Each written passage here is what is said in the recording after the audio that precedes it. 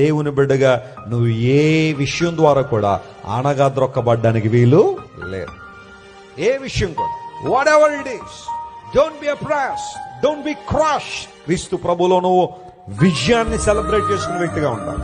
అపవాది ఎప్పుడు కూడా నీకున్న లేమిని, నీకు లేని వాటిని ముందు తీసుకొచ్చి నిన్ను అప్రెస్ చేస్తా ఉంటాడు. అప్రెస్ చేస్తాడు. చూడు నువ్వు ఎంత భక్తి చేస్తున్నావు, చూడు ఇంత ప్రార్థన చేస్తున్నావు, చూడు ఎంతగా దేవుళ్ళలో నువ్వు కొనసాగుతున్నావు, కానీ ఎందుకు దేవుడు నీకు సహాయం చేయట్లేదు, ఎదిగే విషయంలో దేవుడు నీకు మేలు చేయట్లేదని, కొన్ని సందర్భాల్లో ఆలస్యం అవుతున్న ఆశీర్వాదాన్ని ముందు తీసుకొచ్చి నిన్ను కృంగదీయాలని అప్రచేయాలని చూస్తా ఉంటే నువ్వు చెప్పాల్సింది తెలుసా, నేను ఆల్రెడీ క్రీస్తులో ఏం చేయబడ్డాను, నేను ఆశీర్వదించబడ్డాను.